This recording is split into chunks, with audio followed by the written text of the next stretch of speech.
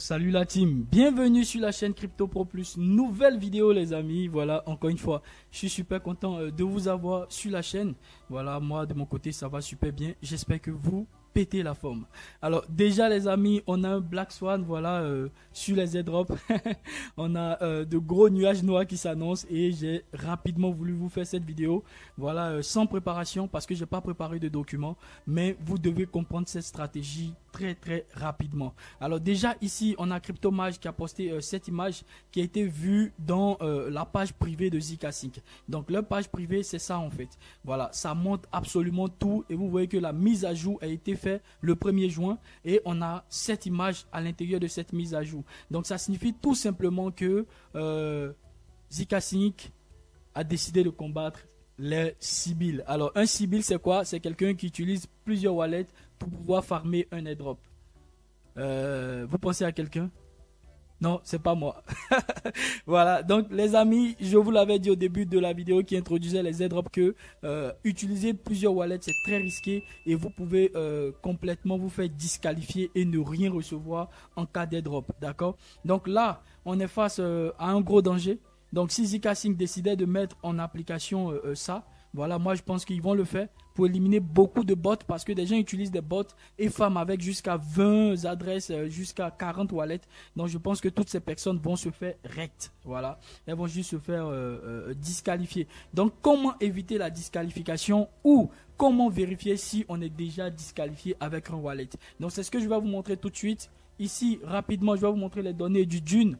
Voilà, de Layer 0 parce que voilà, faut dire que quand on arrive à détecter des adresses Sibyl pour un projet donné, on va répertorier ces adresses là pour les autres projets airdrop qui vont venir. Ils vont juste se passer l'information que voilà, ces adresses là on les a blacklistées parce que c'était des adresses Sibyl. Ça vous sert de données pour pouvoir augmenter en fait la data des Sibyl, ce qui fait que voilà, si votre adresse est détectée Sibyl les gars, c'est plus la peine de l'utiliser pour aucun autre airdrop. Voilà, c'est vraiment plus la peine les gars. Donc je vais aller très rapidement, c'est une vidéo qui va pas durer, donc je veux que vous prêtez très attention à ce que je vais donner. Alors déjà quand votre adresse il est détecté Sibyl, donc voici les critères plutôt, voilà la catégorisation des adresses de chaque wallet.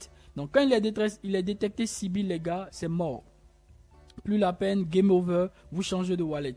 Donc quand il prétend ou quand il est prétendu détecter Sibyl, c'est pas encore la fin, mais vous devriez drastiquement commencer par isoler votre wallet.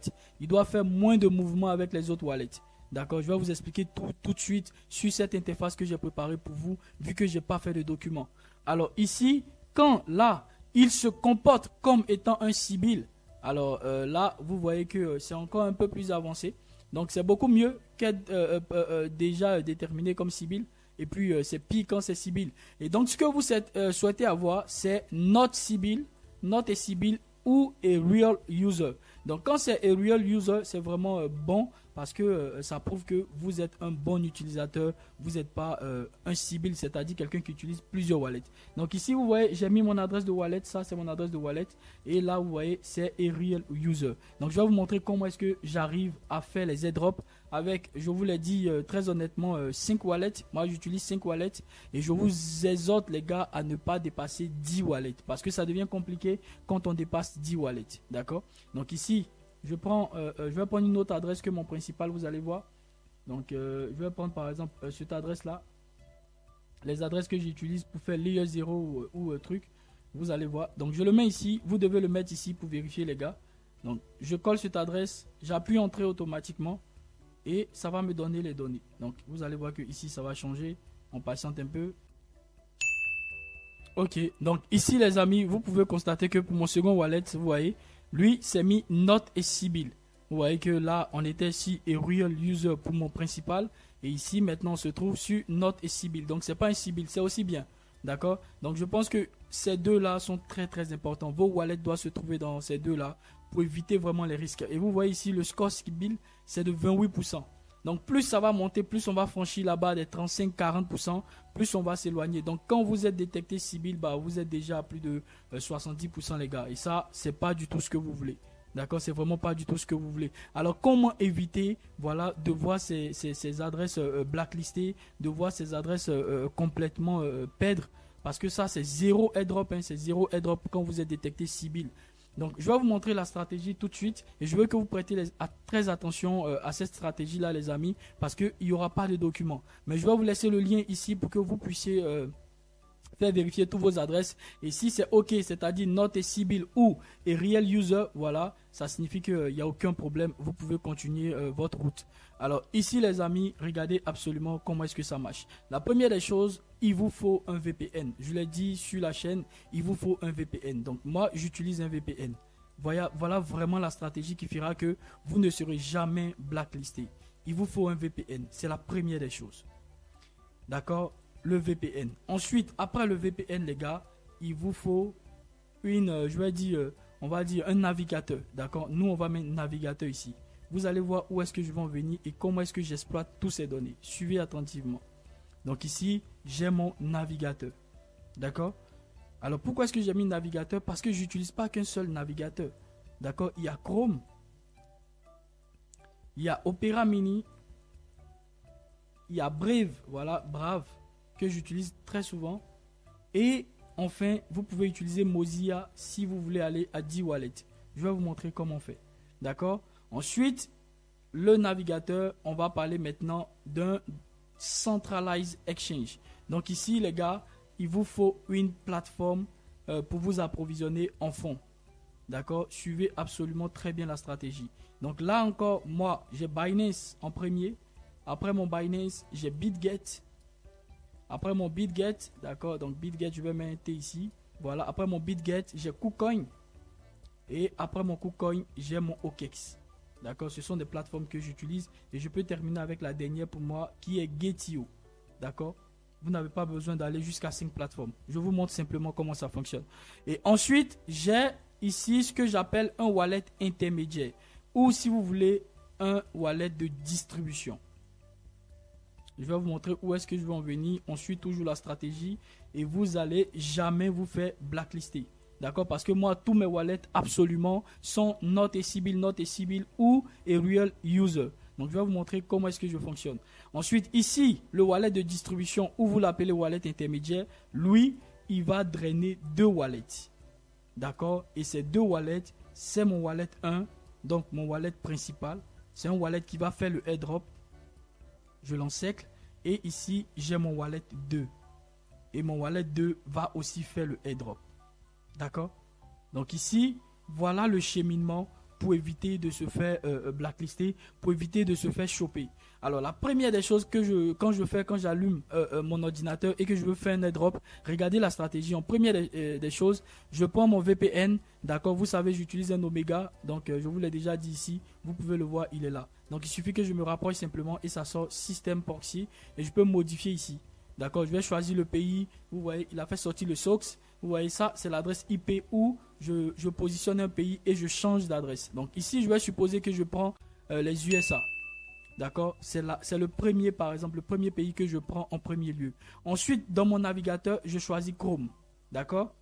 Et ensuite, comme plateforme d'exchange, je vais prendre Binance. Donc de Binance, je vais récupérer en fait un Ether ou 1000 $ que je vais envoyer à mon wallet de distribution d'abord. C'est la première des choses, c'est mon wallet de distribution qui reçoit les fonds.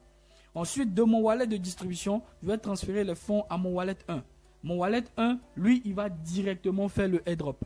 D'accord? Donc lui, il va faire les tâches qu'il doit faire pour se rendre éligible. Ensuite, quand il a fini, les gars, il retourne les fonds à mon wallet de distribution. D'accord? Et mon wallet de distribution va redistribuer ça à mon wallet 2. Mon wallet 2, il va faire les tâches qu'il faut faire pour être éligible. Et quand il finit, il retourne les fonds à mon wallet de distribution.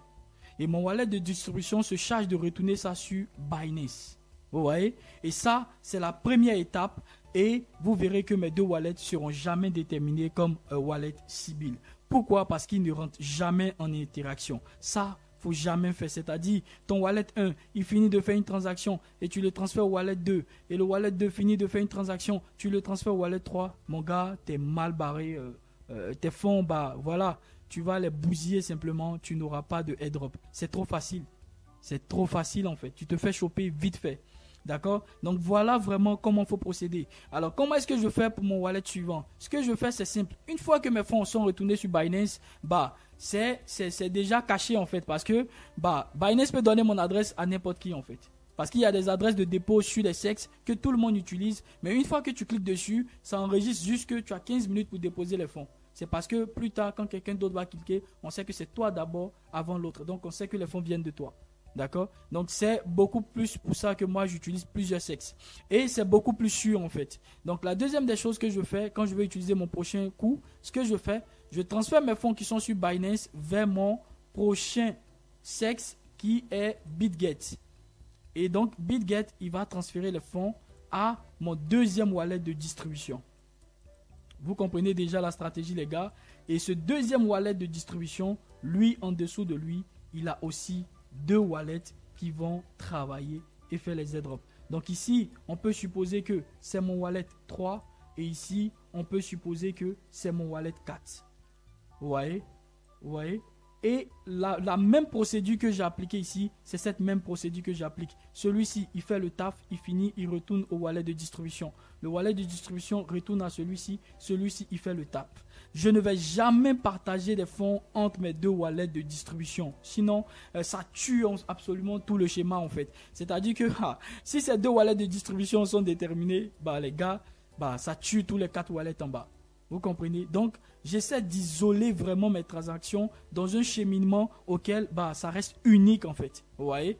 Et j'oubliais, même ici au niveau de mon VPN, quand j'ai utilisé pour le premier cheminement les USA, pour le deuxième cheminement, je peux utiliser Angleterre. Ou je peux utiliser le Nigeria. Vous voyez? Et ça, c'est le deuxième cheminement. Donc, si j'ai un troisième ou si j'ai 6 wallets, je vais transférer les fonds qui sont revenus sur BitGet avec mon wallet de distribution vers mon wallet KuCoin par exemple.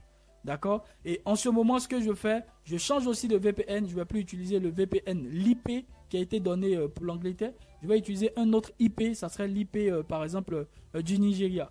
Vous voyez? Et le browser, je le change. D'accord? Parfois, je ne change pas tous les jours. Je peux changer Chrome 1-2 fois pour 4 wallets maximum. Et je vais prendre maintenant Brave parce que j'utilise beaucoup Brave. C'est une très bonne extension ou plutôt un très bon navigateur. Vous voyez. Donc je vais utiliser Brave et l'extension, je dis l'extension ici au niveau de l'IP, ça a changé et c'est le Nigeria. Franchement, je ne sais pas si vous me comprenez. Voilà, c'est le Nigeria. Donc ce qui fait qu'ici, mon IP a changé. J'ai changé de browser. Donc j'ai pris Brave. Et maintenant, au niveau du sexe, c'est BitGet par exemple ou c'est KuCoin. Et le wallet de distribution, il est différent. Regardez ça rapidement. Voilà, donc je vais terminer tout de suite la vidéo parce que je n'étais même pas du tout préparé rapidement. J'espère que je vous apporte de la valeur les amis. J'espère que ça va vous sauver. Et rapidement, vérifiez si vous êtes déterminé Sibyl ou pas. Alors, regardez ici les amis. Vous voyez, ça c'est mon wallet principal.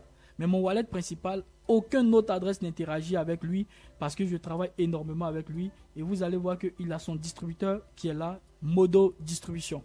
Donc lui, il va envoyer uniquement des fonds vers mon wallet principal. Si mon wallet principal il manque de fonds en frais de réseau, c'est lui qui se charge de l'approvisionner. Et les fonds reviennent par lui avant de retourner sur Binance. Si je prends par exemple cette adresse ici, KBR, d'accord, vous allez voir que son distributeur il est en bas. DIM, distributeur, ouais. Distributeur KBR Hero. Donc lui il est chargé d'approvisionner KBR Hero. Quand je prends Monday par exemple ici, ce wallet que j'ai dénommé Monday et un autre wallet ici que j'ai dénommé par exemple Mou, ici, vous voyez, le distributeur il est là. Distributeur Monday et Mou. Donc il se charge à chaque fois que d'approvisionner ces wallets. Jamais mes wallets de airdrop ne rentrent en interaction et jamais mes distributeurs ne rentrent en interaction. Je sais, ça va vous coûter des frais de réseau de faire ça, mais vous êtes au moins sûr que, voilà, vous avez mis le maximum pour ne pas qu'en fin de compte, quand les résultats sortent, le airdrop, vous soyez éliminé. Et ça serait valable pour tous les autres airdrops une fois que vous êtes déterminé Sibyl, parce que les projets cryptographiques se partagent la data entre elles pour agrandir le nombre d'adresses déterminées Sibyl, pour ne pas que des projets donnent 3 fois le même montant à un portefeuille qui appartient à un même utilisateur. Donc les gars, j'espère que je vous ai apporté du contenu de qualité très rapidement, même si c'était bref et que c'est pas écrit comme d'habitude. Et j'espère que je vous ai aidé à faire quelque chose. Donc les gars, faisons très attention. Moins de 5 wallets, vous êtes bien placés, vous avez moins de problèmes en fait, comme celui-ci. Je n'ai que 5 portefeuilles, ça devrait le faire, effectivement.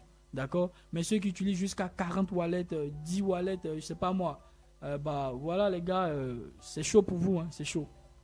Donc voilà, c'est terminé pour cette vidéo. J'espère que vous l'aurez aimé. N'hésitez pas à liker. Abonnez-vous les gars. Abonnez-vous s'il vous plaît. Abonnez-vous. YouTube m'a dit que près de 60% des personnes qui suivent mes vidéos, d'accord, 60% ne s'abonnent pas. Ils regardent, ils prennent juste l'info et puis se barrent. Les gars, c'est pas gentil, c'est pas gentil. Je vous en prie, si vous aimez le taf que je fais, d'accord, n'hésitez pas à liker, partager à quelqu'un. Ça va aider un ami qui fait un airdrop pour ne pas qu'il perde absolument ses fonds et ne reçoivent jamais de récompense. Ça serait vraiment dommage. Merci, portez-vous super bien et je vous donne rendez-vous à la prochaine vidéo. Bye bye.